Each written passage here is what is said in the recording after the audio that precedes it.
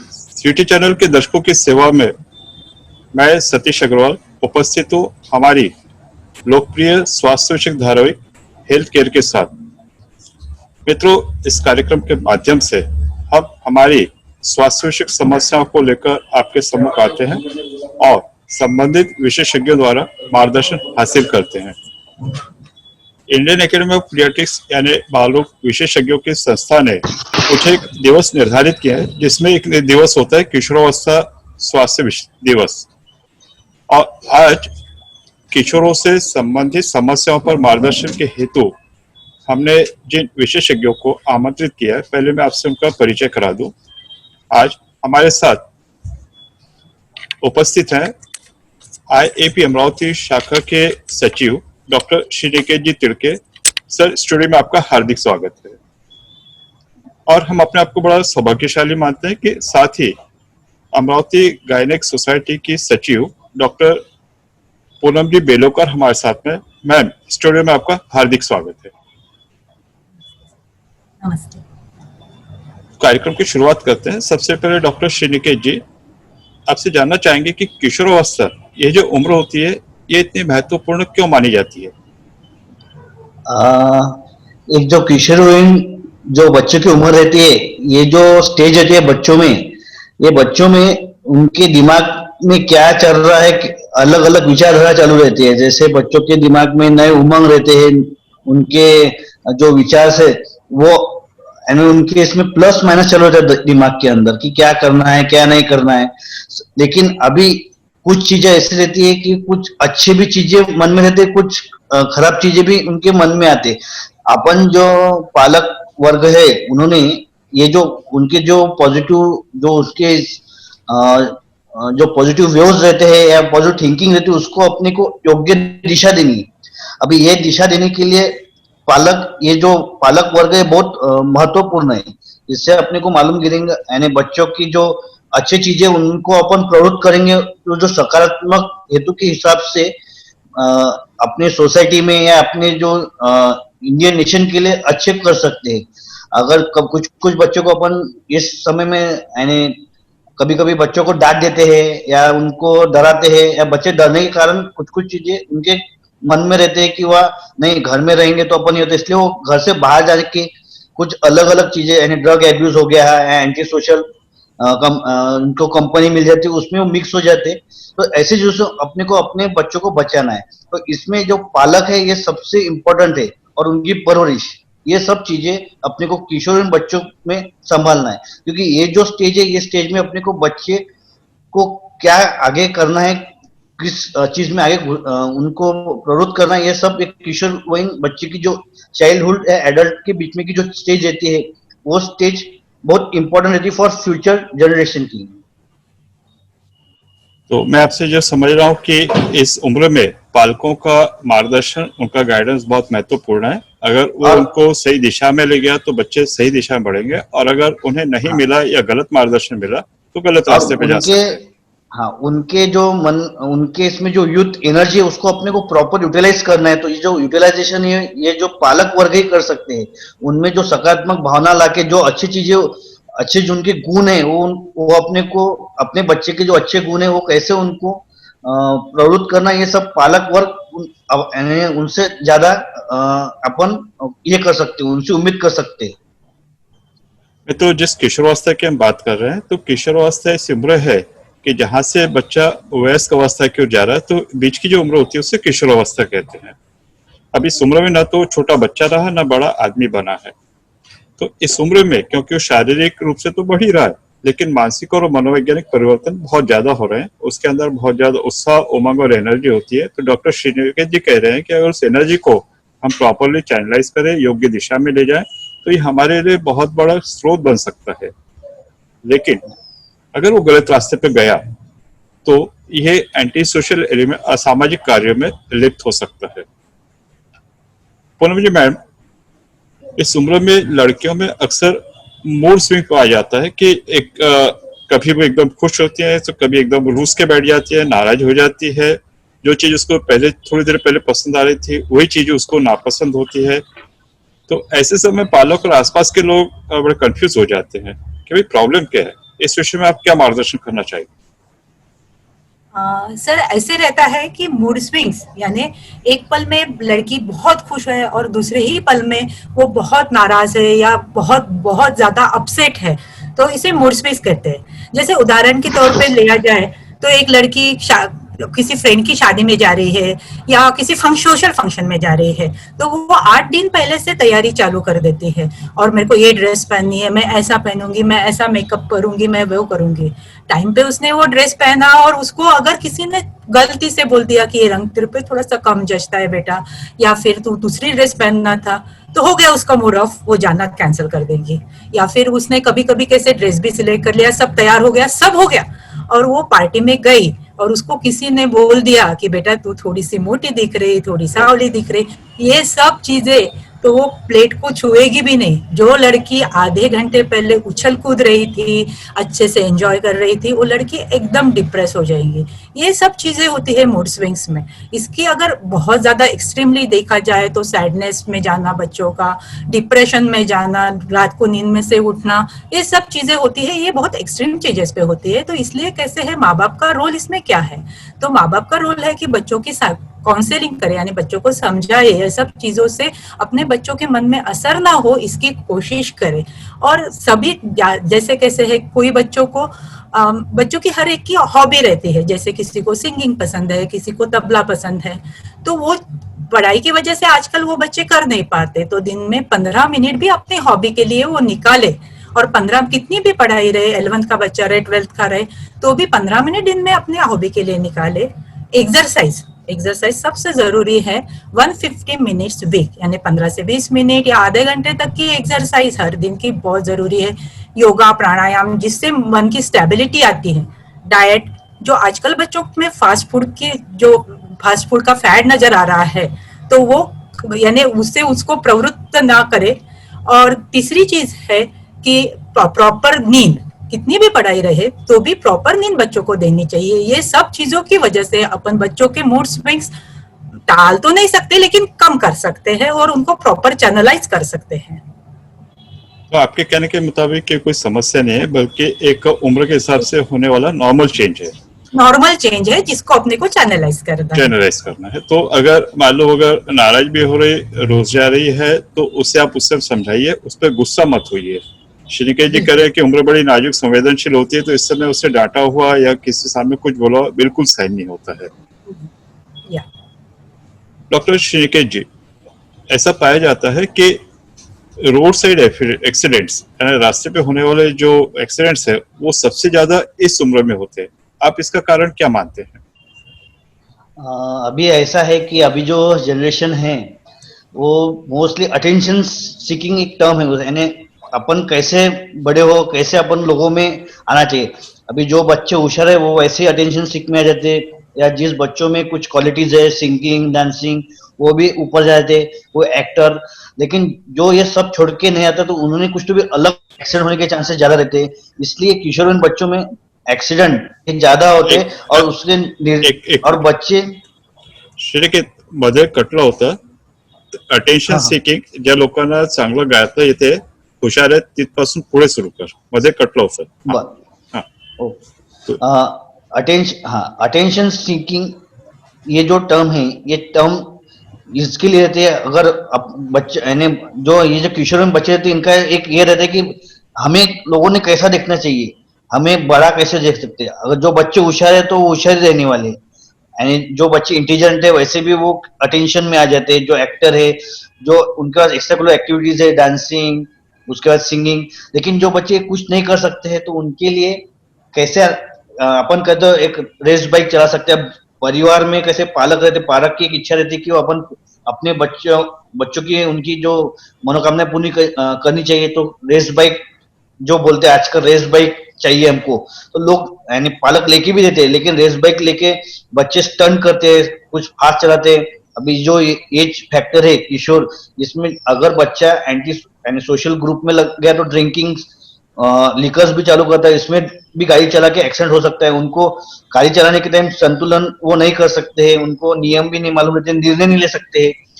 ऐसे बच्चों में अब जो अपन बोलते हैं कि जो निगेटिव वेव ज्यादा रहती है कि अब हम पढ़ाई में तो नहीं, लेकिन ये चीज कैसे कर सकते हैं, और पालक वर्ग अपने बच्चों के लिए रेस बाइक लेके देके देते हैं। इसके आगे आप मित्रों, डॉक्टर श्रीनिकेत जी हमसे कह रहे हैं कि इस उम्र में दो चीजें होती है। एक तो होता है कि रिस्क टेकिंग बिहेवियर यानी खतरा उठाने की प्रवृत्ति, और दूसरा लोग की नजर में आने की प्रवृत्ति कि मैं सबके नजर में आऊं। तो जिनमें जो अच्छे गुण है, जैसे वो कह रहे हैं कि अगर बच्चा होशियार है तो नजर में आएगा ही, या जिसमें कोई एक्टिंग गुण है या डांसिंग गुण है तो नजर में आएगा। पर अगर नहीं है तो वो कोई ऐसे खतरे के काम उठाकर, जैसे स्टंटबाजी कर कर, गाड़ी आड़ी टेढ़ी चलाकर, इस तरह से वो सबकी नजरों में आना चाहता है। एक आइडेंटिटी क्राइसिस होता है अपनी खुद की पहचान स्थापित करने की। और यहाँ पर बहुत इंपॉर्टेंट रोल है पालकों का, कि अगर वो बच्चा जिद कर रहा है कि मुझे बड़ी गाड़ी चाहिए, रेस बाइक चाहिए, तो वो उसके अनुरूप है या नहीं है। यहाँ के जो जिस सिटी में ला रहे हैं उसके रास्ते उस तरह से है या नहीं है। जिस अंतर के लिए चाह रहा, चाहे अपने स्कूल कॉलेज हो या ट्यूशन की जगह, उतने अंतर के लिए इतनी बड़ी बाइक की जरूरत है या नहीं है। और अगर दिला भी दिया तो बच्चा किस ढंग से चला रहा है, इन सबको जानना और इस पे कंट्रोल रखना पालकों का कर्तव्य है।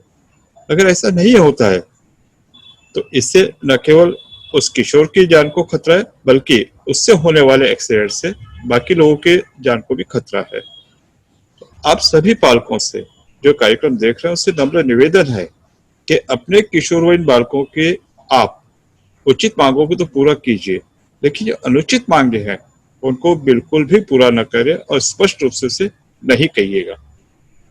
डॉक्टर पूनम जी मैम, ऐसा माना जाता है कि इस उम्र में लड़कियां बहुत भावुक होती है। आपने खुद ही कहा कि मूड स्विंग्स होते हैं, और चूंकि भावुक होती है तो जब उनको किसी भावनात्मक आधार यानी इमोशनल सपोर्ट की जरूरत होती है, तो ये इमोशनल सपोर्ट उन्हें कहाँ से मिलना चाहिए और कैसे मिलना चाहिए? सर, कैसे होता है कि इस उम्र के दौरान लड़कियां भावनिक रूप से बहुत कमजोर होती है। वह अगर रिलेशन में है तो लड़का कोई भी रिलेशनशिप कैजुअली ले लेता है, लेकिन लड़कियां जो रिलेशनशिप में अगर रहती है तो बहुत ज्यादा पॉजेसिव रहती है, बहुत ज्यादा इमोशनली अटैच रहती है। उसमें से कैसे है, वो बहुत इन्वॉल्व रहती है। ऐसे में उसमें कुछ कम ज्यादा हो गया, प्रॉब्लम हो गई, तो वो भावनात्मक रूप से डिस्टर्ब होती है। और वैसे जैसे लड़कियां लुक्स को, अपने खुद के लुक्स को लेकर ये उम्र में जैसे 14-15 साल से बहुत ज्यादा जागरूक होती है कि, और वो कोई रंग को लेकर, कोई हाइट को लेकर, जैसे लोग भी अगर किसी की हाइट कम है तो उसको वो चीज के लिए बोलेंगे, किसी का रंग अगर सांवला है तो उसको वो चीज के लिए टोकेंगे कि बेटा तो थोड़ी गोरी होती तो कितनी अच्छी दिखती थी, तेरा रंग थोड़ा गोरा चाहिए था। अगर कोई लड़की मोटी है तो उसको बोलेंगे कि किस चक्की का आटा खाती है, तू कब पतली होगी। ये सब चीजें हैं। तो वो कैसे होता है, कुछ तो लोग कहेंगे, लोगों का काम है कहना, बस ये इसमें अभी आती है पालकों का।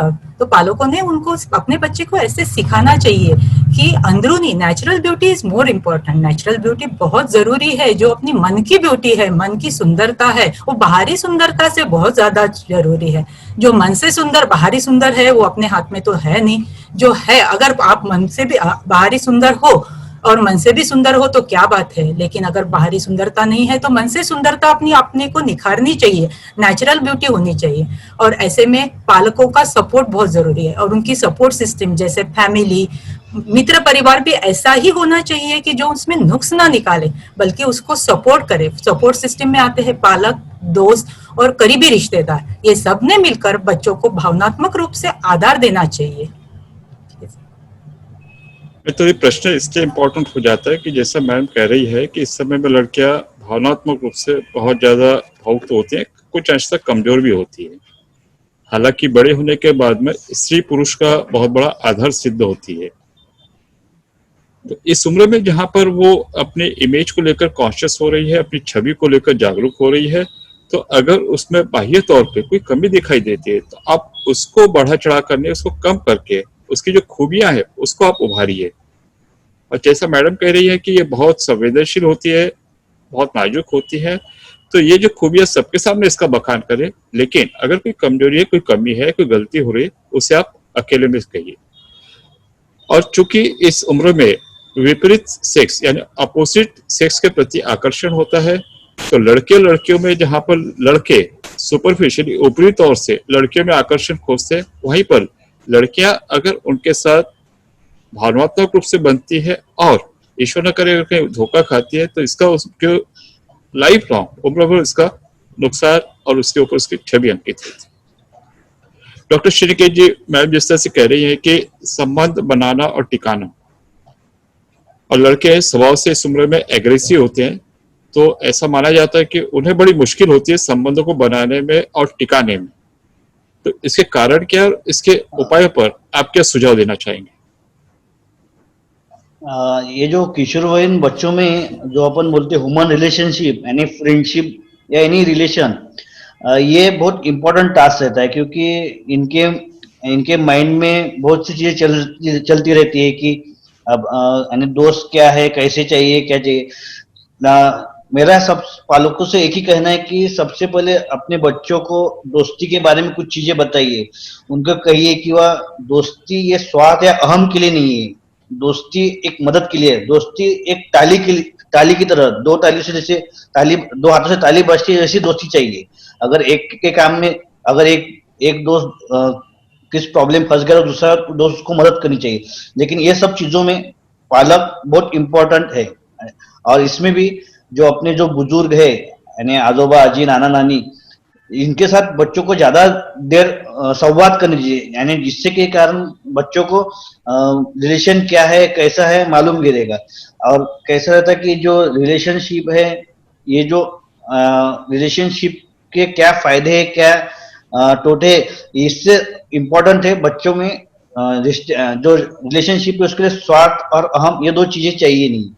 बच्चों को फ्रेंडशिप के लिए एक इम्पोर्टेंट रहता है कि भरोसा, ये दोनों भरोसा अपने को बच्चों को सिखाना है, पालकों को सिखाना है कि भरोसा क्या चीज है। ये चीजें धीरे धीरे बच्चों को समझेंगे, एकदम समझेंगी नहीं।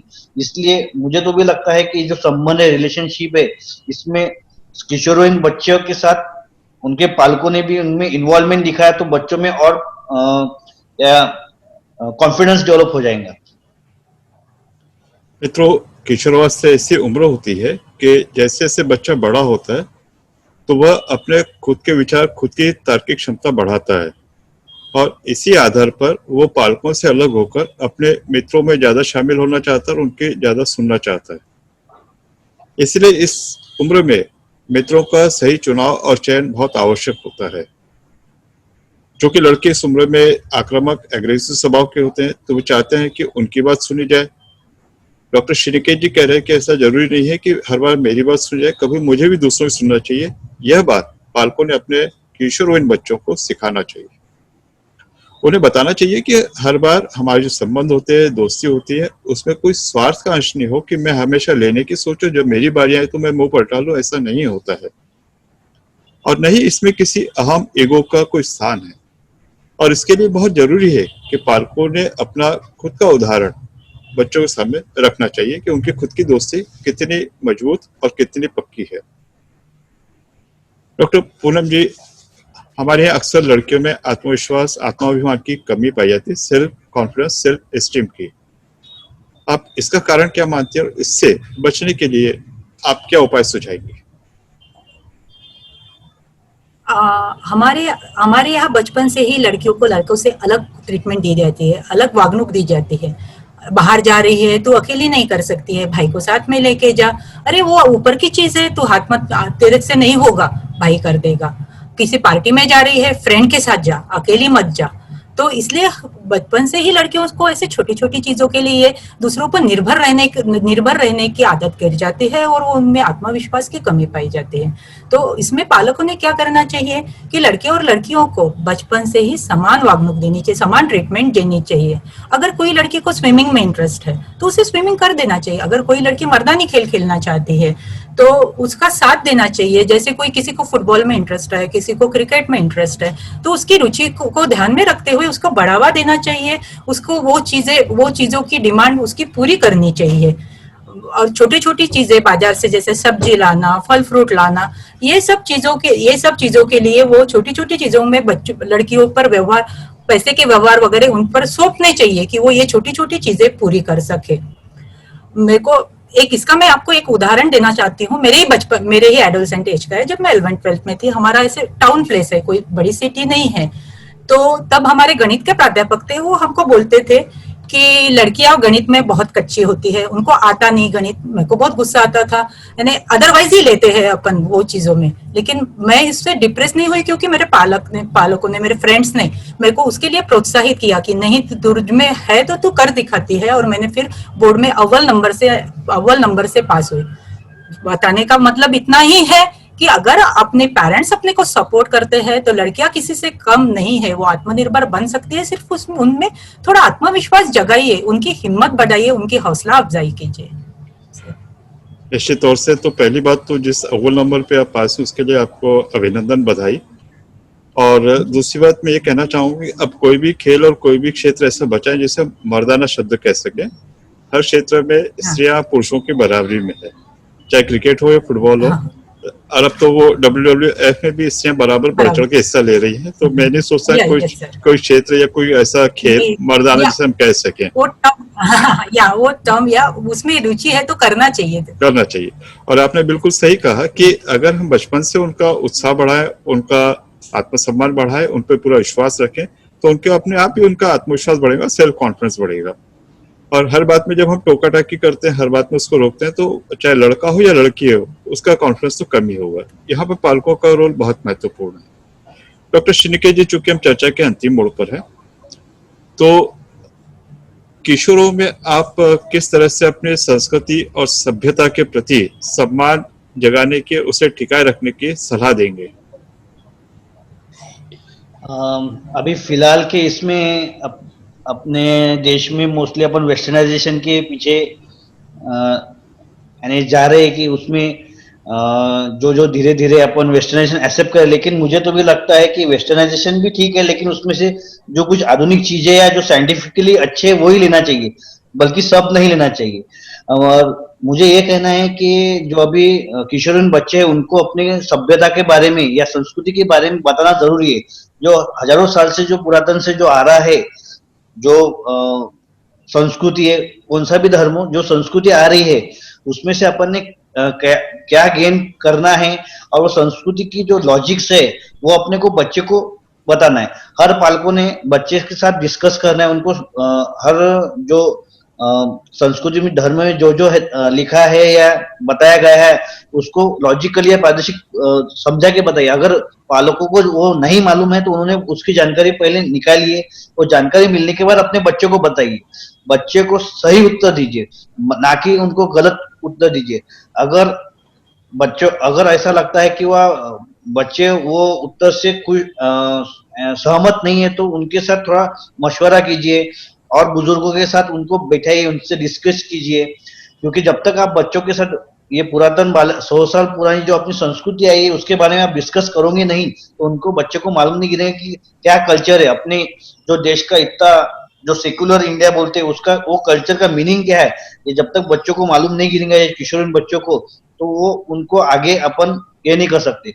और उनको वो भी बताना है कि जब जैसे अपने बुजुर्ग से, यानी पालक, यानी समझो पालक उनके पिताजी से कैसे बात करता है, ये जब तक उनको मालूम नहीं गिरेगा, वैसे ही, और वैसे ही उनको आगे की पीढ़ी में क्या क्या कैसा है ये मालूम नहीं गिरेगा। अभी वेस्टर्न कल्चर में भी जैसे मैडम का कहना है कि लड़कियां चेंज होना चाह रही है, लेकिन कुछ कुछ चीजें में मर्यादित होना चाहिए। ऐसे पालकों ने बच्चों को ये करना है, जैसे उनके रहन सहन का जो संस्कार है वो अगर पालकों ने पहले से अच्छे से दिया हो तो कुछ बहुत चीजें अपन कंट्रोल में ला सकते हैं।